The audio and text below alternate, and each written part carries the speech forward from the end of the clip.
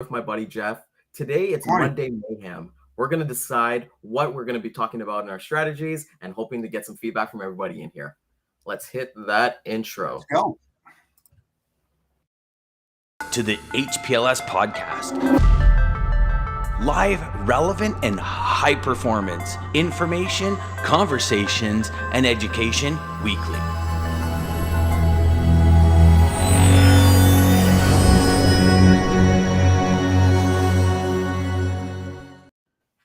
Boom! I love that intro. I feel like you and I should probably get our own little intro for this week, or kind of like other Right. faces on some kind of animation or something like that. That'd be kind of cool.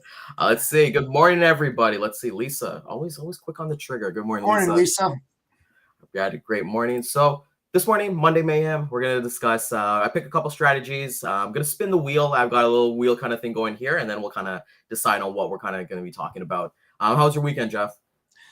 Good. How about yours? It was good. It was good. Like it was good time to relax. I think we're winding down on summer now. So kind of getting out the Uggs and the flannel and definitely getting all the Halloween gear and all that fun stuff. So let's see what we got. Yeah, no flannel for me, but it was relaxing for sure. When you get out the flannel, you let me know. I will. Beautiful. Okay, so today it's actually one of my favorite ones to talk about. It's going to be red zone strategies. Kind of shout out to the Buccaneers smashing the Dallas Cowboys last night. Great win for everybody, and seeing Tom Brady basically coming back again. So red zone strategies. Jeff, what do you kind of do when you've had all these discussions with your customers, and you're like, okay, we're getting there. You're basically 5 yards out from basically closing on them, and you got, let's say, 5 seconds left on the clock. What are you doing?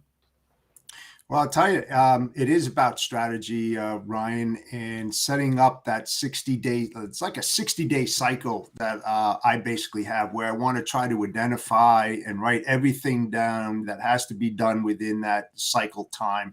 And there's a plethora of steps that you have to do to make sure that your sales is in sync, your operations is in sync. The same thing on your customer side. Are you collaborating the way that you need to be, and where you need to be, and also your carriers. Have a carrier meeting.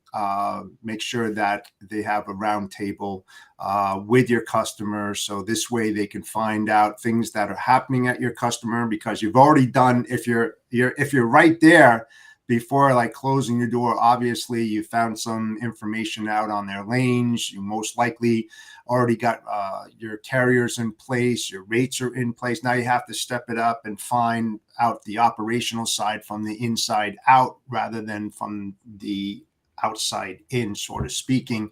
And then collaborating where your customers can have that conversation with your carriers to understand their needs, their specific needs. Of course, you're part of that conversation as well. And then likewise, because it's very, very important when you have to ramp up to make sure that you're going to be engaging the way that you need on both sides, and that you're going to be hitting those goals and objectives.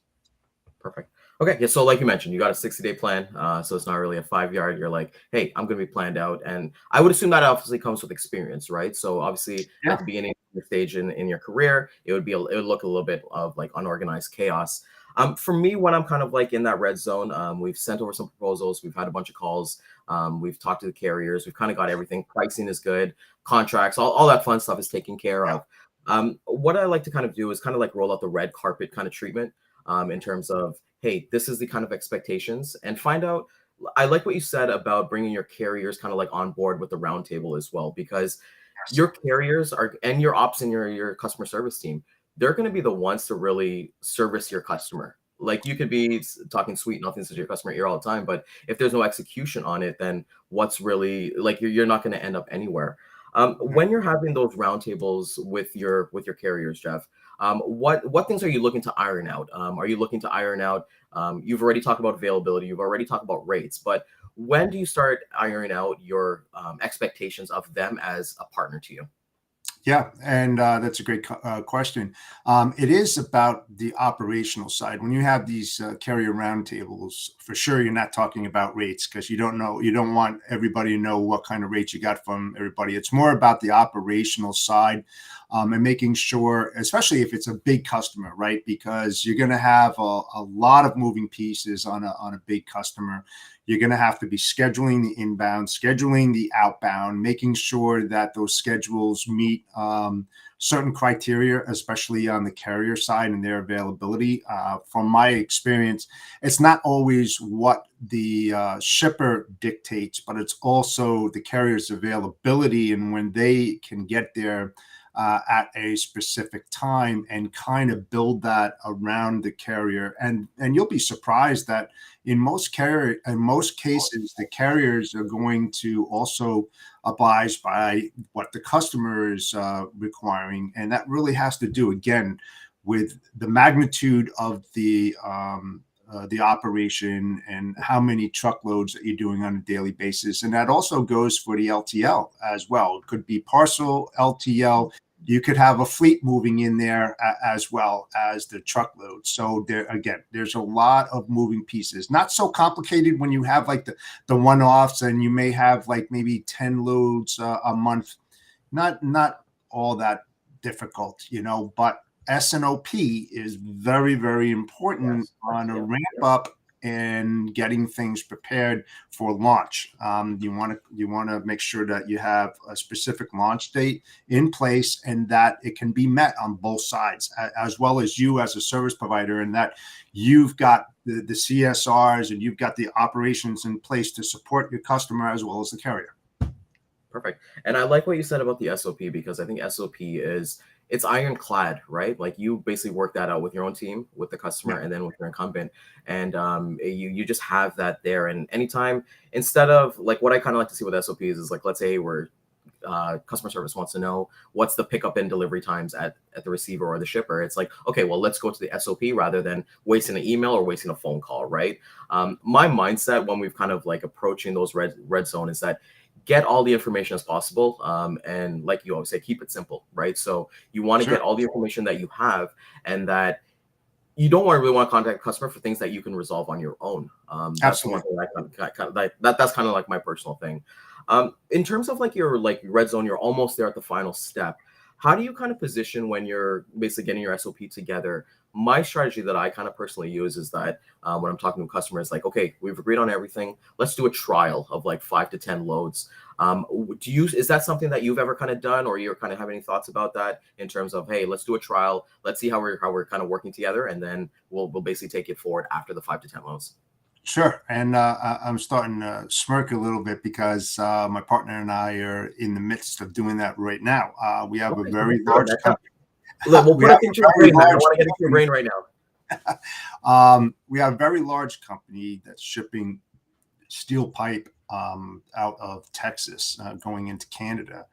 And it's a tremendous amount of loads every single week. But what we wanted to do to engage the customer correctly is to ramp it up. Like you said, let's start off small, and then let's start the engagement, get the right carriers in the corral that can support it, make sure that you have the bonds in place, because the carriers need to be bonded, unfortunately, when they're going across the border into Canada. And so it's making sure that you have the right carriers in place, that has the right certifications, the insurance, you name it, they must have it, and then ramp it up. And so as you're building that corral, now you can start taking on more and more of that workload until you get up to, it's like 5 lanes, 20, like 100 loads a month. So it's not something that you're just going to just turn on, because you're gonna fail miserably, because you're gonna have bumps in the road. Everybody has bumps in the road, right? Yeah. And then what you have to do is you have to start ironing it out and figuring out why these bumps exist, and then try to flatten it out a little bit, and then put work instructions in place or process improvement plans in place. There's numerous things that you can do to avoid these bumps from happening. But I also have, it's a 60-point customer facility profile checklist that I created a long time ago. And when I talk to my customers and everything, I give them this form and I tell them to fill out everything on that form, because it's going to has all the information that you need as a service provider that to enable you to support the carrier as well as the customer at a very high level. And it kind of takes away the guesswork. It's from hours of operation, the facilities. I mean, we're talking network here. It's a large form.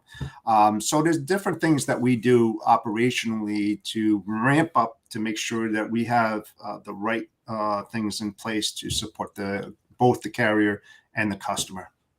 Perfect.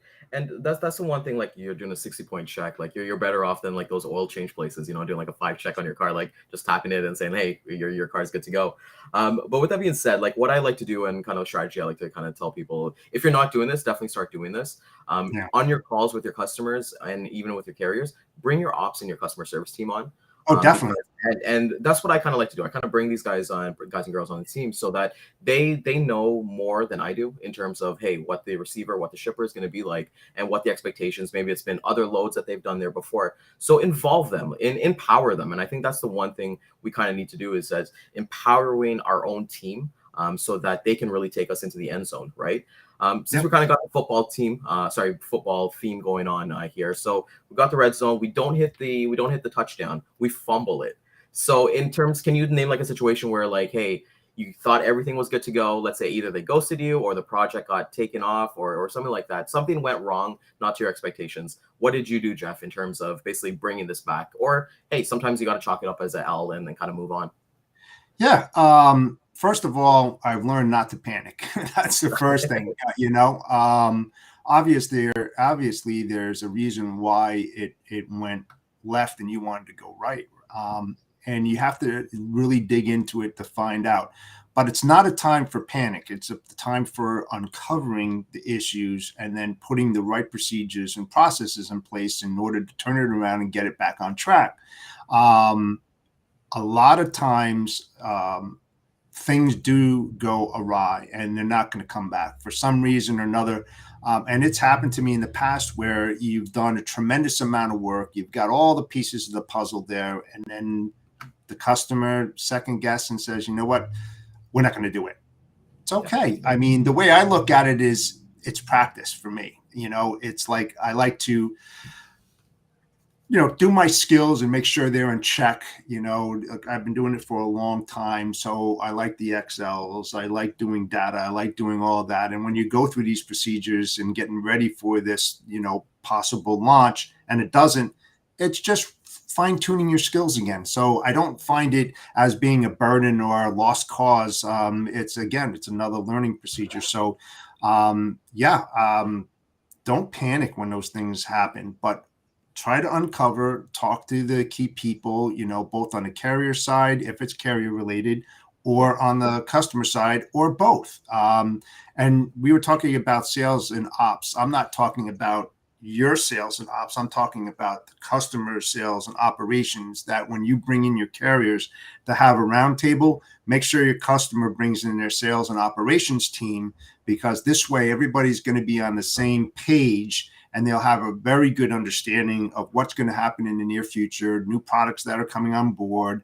a new rollout, whatever it might be. This way, there's no surprises on the carrier side as well as the service provider side, and everybody is on the same page, traveling at the same speed. And so when it's time to launch, you're ready to go and you have all the moving pieces in place at that time. Perfect.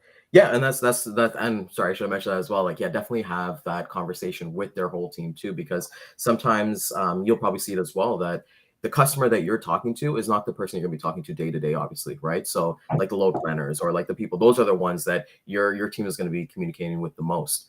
Everybody here watching on, thank you guys so much for watching. Just please leave some comments saying, hey, what do you guys kind of do when you're kind of at that red zone strategy? Some things to kind of push it forward. We'd like to obviously learn from ourselves as well. For me, when I kind of like look at it too, when it comes to, let's say somebody goes ghost or something like that, I like what you said with don't panic, because I think that's the first. It's just human nature, right?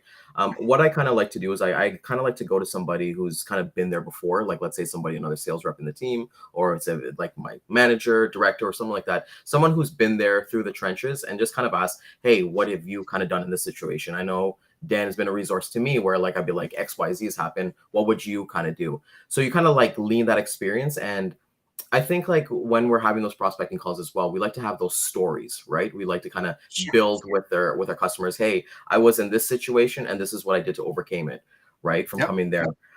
When with your customers, and I think like you mentioned, don't panic. But the thing is too, is that to go back to the customer, in a lot of scenarios, if you're really good, you're going to be talking to the C-level people, right? Yeah. So the C-level people are up here and you have a good relationship, but now they don't really know what's happening on the ground floor.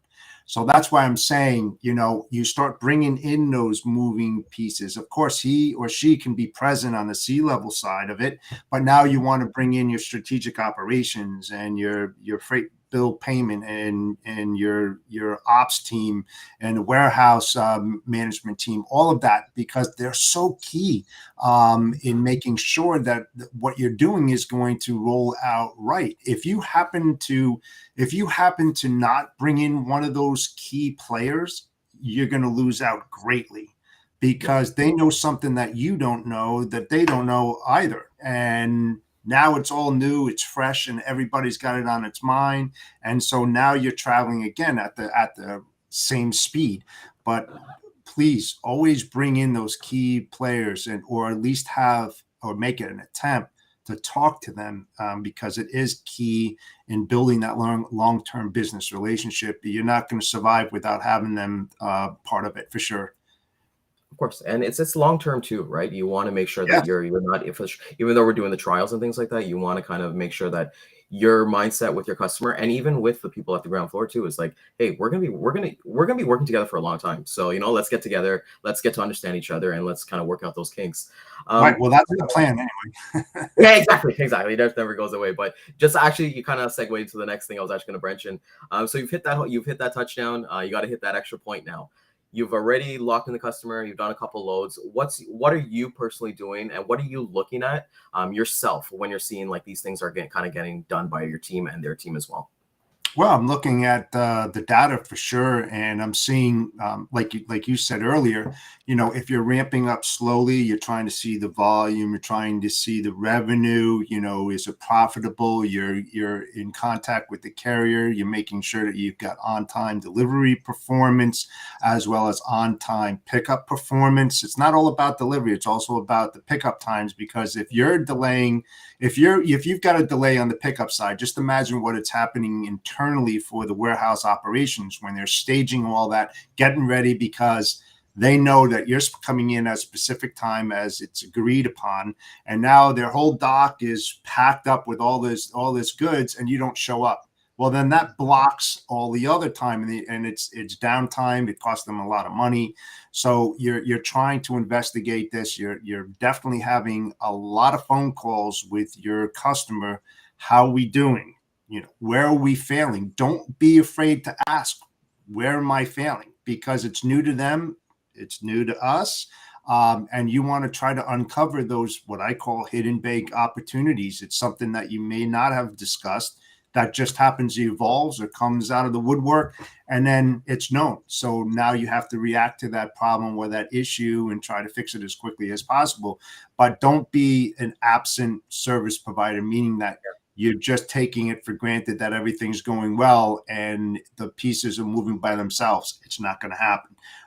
We work in the logistics industry, and every day is a challenge. You don't know when you're going to get blindsided, and anything could come up. So always look at the what if scenarios. Always look at the worst case, because if you do that, you're going to be prepared for what comes down the pike. Especially if you've got that experience, you can kind of fend them off before it happens. But if you're new to the business, always keep it in the back of your head and think about what could happen. And just don't call up the customer and have that conversation. Also be engaged with your carriers. What are you seeing on the carrier side? What's not working at the shipper? because it goes both ways. Shipper may say it's great. The carrier may say it sucks. So you got to find out, why does it suck and why is it great on the shipper side, and try to mend that problem as quickly as possible, because carriers, they're in the business to make money and be profitable, just like the shipper, just like us as service providers. So when they're sitting there for long periods of time, they're losing money, and they don't like to do that. And they'll be more than happy to pull away if it's consistent and they see a lot of problems that's not getting resolved. So. And I like what you said about like not being reactive, because like sometimes our industry kind of is a reactive industry sometimes, but I think like the kind of like, not necessarily true professionals, but like the experienced people, they kind of know that, hey, be proactive in it. Right. So you always have to kind of make sure that you're keeping an eye on the ball, keeping a hand on the ball and looking at everything. That's what I was mentioning, like the whole like red carpet, like I want to basically treat it like kind of like the Oscars, right? Like I want everything to kind of necessarily go right. And even when it goes wrong, like something goes wrong, you got to stay in front of it and kind of own up to it, because a situation might be like, let's say the carriers, they didn't pick up on time, or you didn't use the carrier bails out there. Something kind of happens on the carrier side. You've got to be there to kind of figure that out, because how many times have you seen personally, Jeff? Because I've seen this a lot where, hey, we've got a load, carrier dropped on it, and then, okay, well, team basically spends the whole day trying to recover it, can't recover it, and then it's like they roll it to the next day without telling anybody, and it's like, well, you hey, can't do that. You can't do that, right? You can't do that. And again, when you're doing large bids, right, on the RFP side of it, and the smaller shippers have a lot to do with it, because there's a lot of brokers out there that have a lot of small shippers. And then there's a lot of brokers out there that have very big companies that they do with a lot of volume. So when you're doing the RFP and you're getting your best price, your secondary, tertiary carriers that are in place. So in case that the first carrier, for some reason, turbocharger breaks down, they're stuck on the road, they can't pick up. Well, now you have a secondary. So it's very, very important to put each lane, when you're building that out, best rates for each lane that's out there.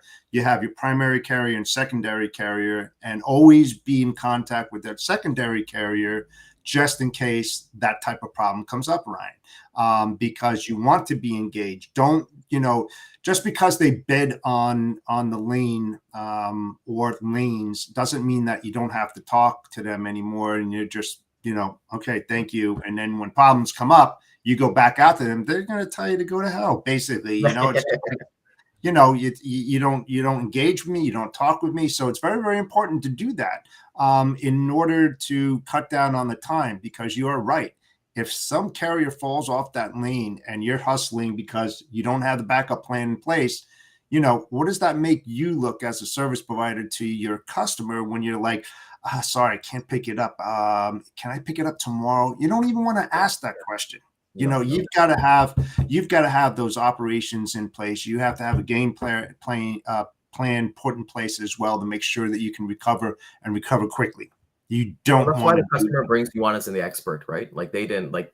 Let's call it spade a spade. Anybody could book a load on a load board, right? So they bring you on as a service provider. You've sold yourself up into this point to get to this level and basically take it to the next point from there. So I like exactly what you're more than just moving freight. I mean, what I tell a lot of people out there and people that I've mentored, don't always concentrate on the freight. The freight is probably the least important thing. Yeah, I know you want to make a lot of money, and the only way you make money is moving product, but you really need to investigate and find out about the internal operations of all your customers, and also do the same thing on your carrier side. The more knowledge that you have, the better prepared that you will be in case these problems come up.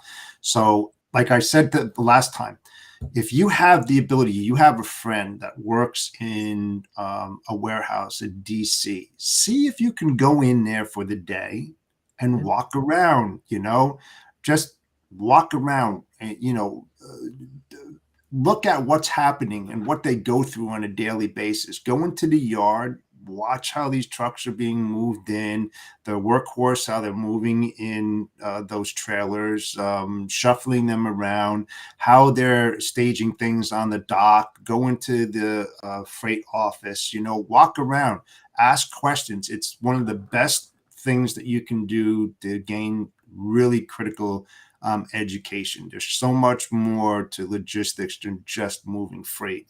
You gotta learn to ask those pertinent questions when you're engaging a prospect. And the more you know, the better off you're going to be, and the more revenue and the more customers you're going to get. And I think too, like one thing for me, so just a little knowledge here. Like my background, I actually took accounting in college, and that was actually my major. I wanted to be an accountant, and then I figured that's not what I wanted to do. So I always kind of have a soft spot for working with accounting teams, and when I'm working with like logistics as well. And like you said with your roundtable, something I personally like to do is talk to their accounting team as well. Find out, because they could be like the shipping manager or anything like that, they could be bringing price, and yes, we're saving X amount of money, but the time that it takes like the accounting person to actually bill out or do the receivables or even wait for things like PODs and all that stuff, it's time is money, right? So I think it's important just not talking with like the shipping and logistics team, is finding out from everybody, I don't talk to sales guys. Have you ever talked to sales guys from another company? I love talking to sales guys, because as sales guys, we always love to talk, right? So I love talking to sales guys, because I'm not a salesperson. Like I said, I have 35 years on the operational side. I have no business in sales. And the only reason why I became a salesperson is that I hate brokers. I mean, I really do. And the reason I say that, Ryan, is that when you're on the operations side for as many years as I've been, and then you get calls from brokers that have absolutely no clue what they're doing or what they're saying, and you get 30 of them a day because you're managing like close to $100 million worth of freight, let me tell you something. I know what those guys in those seats are getting slammed with every single day. I'm not against the freight brokerage industry at all. I'll just be very clear about that, because there's some spectacular and very highly educated brokers out there. And those are the good ones. It's the uneducated, the ones that really don't know what they're doing. They're very unethical. Those are the guys that I dislike very, very much. And it gives the industry a really bad name. And I'm not afraid to go and say that kind of stuff, because I have a lot of friends out there who are in the freight brokerage area that really know what they're doing. They know who they are. And I will bet you $1 billion that they would definitely back me up on this. It's just, there's just so many unethical people out there. It just gives everybody out there, and sure, we have competitors and everything, but it's not fair for the good guys. It really isn't. Yeah, and I think with our industry, especially with like the pandemic, everything like that, people kind of saw that social media creep of like what you can do as a trucker or what you can do as a broker, right? So I'm a big believer in education before compensation. If you're going to be really good at what you do, you got to like really understand the industry, do the resources, do the work. Other than people think that by doing the work is the phone calls and the emails. That's not even like half of it, to be completely honest. It's about knowing exactly what you're looking at for in terms of your ICP with your customer, or basically finding out what's going on. I like what you said, keep saying about like going through a DC and finding out exactly what they did, because what we don't understand from our side, and we got to put ourselves in their shoes, is that, hey, if we got a 5-minute or even a 10-minute delay, like it's brutal. Sorry, Jeff. No, I'm saying exactly, Ryan. And if you can, hop along and go for a ride with a carrier.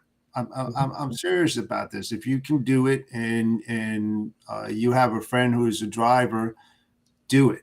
I mean, there's so many different types of delivery methods, whether it's on the reefer side or LTL side or truckload side or intermodal side. I mean, you name it. If you could just spend one day in the shoes of any one of those modes and just understand the complexity and what they go through, just to get just a small little amount of education from doing that, because you're not going to gain it all in one day, that's for sure. But at least you'd have a better perspective of what they go through day in and day out. But I would strongly advise that for sure. Perfect. Okay, so looks like we're coming up on time here. Before we kind of like get go, I just actually want to make mention that this week is actually National Truck Driver Association Week. So I want to thank everyone that we kind of got here. Jeff, you kind of left me there. I don't know what happened. It's all good, man. It was like kind of fun a little bit, but we just want to thank everybody for watching. Please like, comment, subscribe. We're all on all the social channels at Sales Chatter. Tomorrow's gonna be a great one. Jeff and I are gonna have an amazing guest tomorrow. Tune in to kind of see what that. Any kind of follow-up thoughts? Sorry, any final thoughts here, Jeff, before we let everybody go? No, just I thought it was a good show today for sure. You know, there's so many different areas that people have to educate themselves in, and that you know, this industry is really, really tough. And the more that you know, the better off you're going to be for sure. Well, I think maybe you and I basically will do a video this week, education before compensation, what we actually do. You know, what, like, let's say we're going after a customer, like exactly what we do, and kind of like figure out what everyone's doing, right? And I think that's going to be the big thing to separate it. It's, I believe, like as we're talking about on Friday, this is the end of the year. This is going into the new year next year. It's separation season. You know, it's time to put in that work and basically separate yourself from those people who are not doing the work, right? So right, and you know something, that might be a really, really good idea, because this is the best time of year to start getting involved with customers, because they're starting to build their budgets and forecasts for next year, and it's a great time for you to get your foot through the door, even though we're getting into peak season, but peak season really has started already. Start engaging them.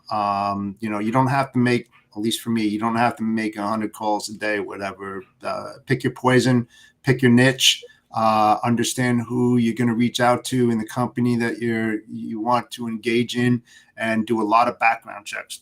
Get as much knowledge as you possibly can. Put those bullets in your gun and fire away, man, and you'll do really, really well for sure. All right, no better moment than to finish off on that. Thanks, everyone. Have a great day. Have a good one. In trucking, our motto is people before profit. Today's market requires more transparency, consistency, and focus on what our clients need to win. Centurion Trucking and American Logistics are poised to help their clients achieve and surpass their targets. If you're looking for a team that honors your needs, dreams, and aspirations, then get a hold of Daman at American Logistics or Centurion Trucking and start designing your career today.